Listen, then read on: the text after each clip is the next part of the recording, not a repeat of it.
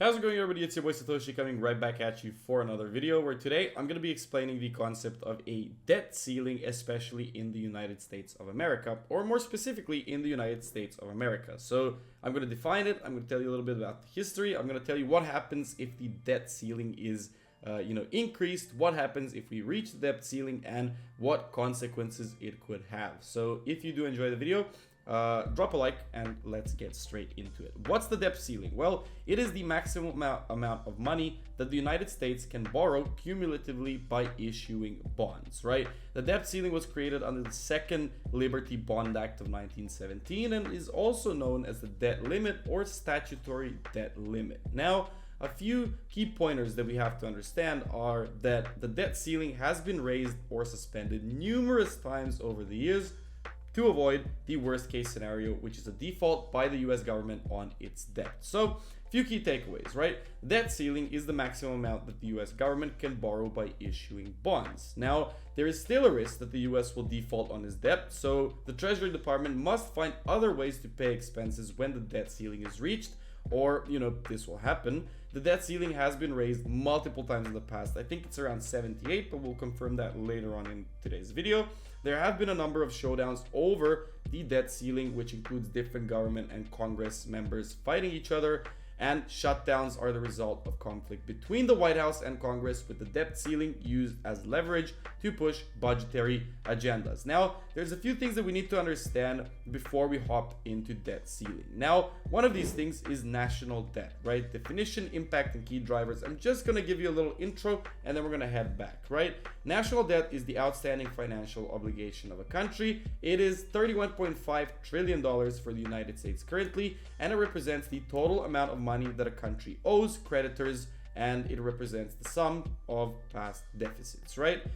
It's also a ratio of debt to a nation's gross domestic product, or GDP. That's a very important measure in the success of a sustainable economy, in the long term, because if the ratio is good, then it's okay. But if the ratio is not that good, then there's too much debt and there is a problem. Now, the federal government's annual budget deficit, or its fiscal deficit, differs from the national debt, which is something that you should know.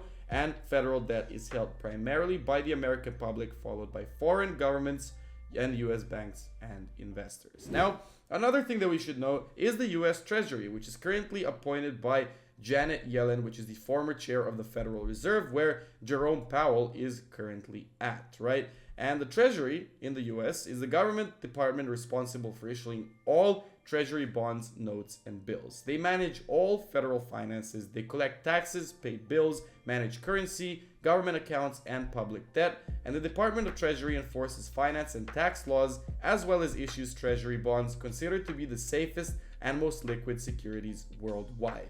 Janet Yellen is the head. She was the first woman to be both at the Federal Reserve and at this position. And right now, let's move back into the story of the US debt ceiling.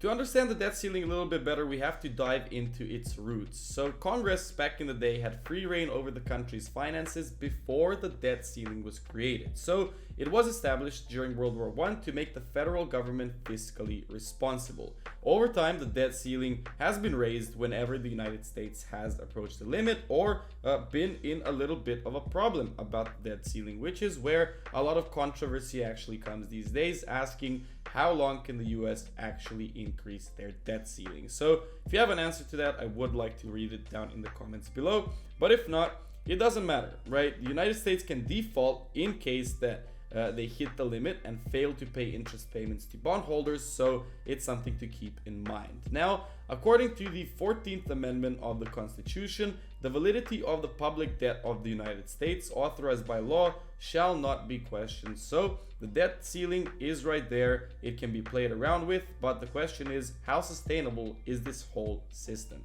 Implementing a debt ceiling is practical, though, allowing the US Treasury to easily issue bonds without having to Congress to approve it each time the federal government needs to raise money. However, the debt ceiling has been notoriously fluid, and it has been raised a few times, or a few dozen times if I may say, that the US has actually reached record high levels of debt over time.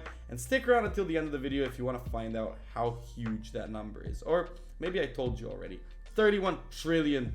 It's absolutely crazy.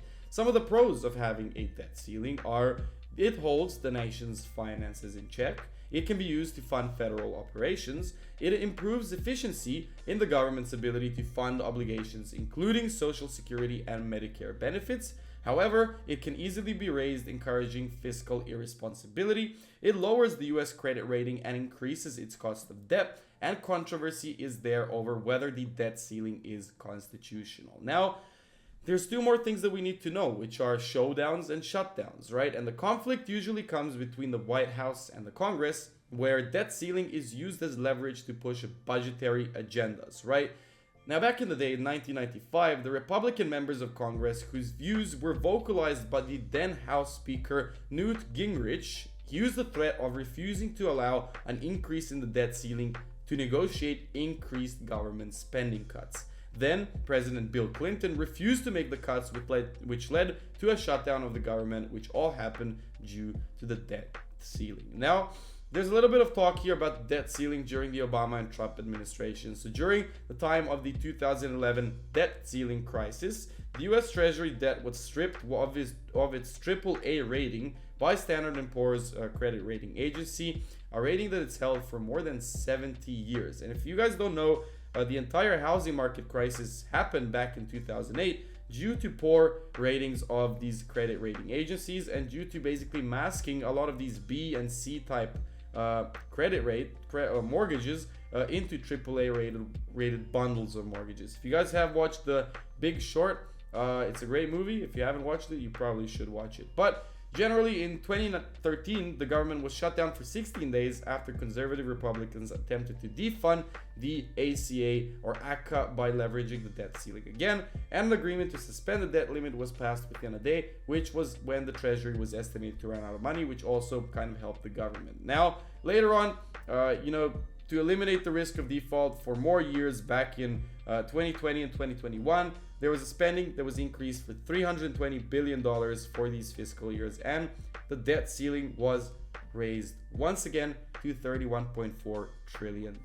That's absolutely crazy. So what happens if the US actually defaults on its debts, right?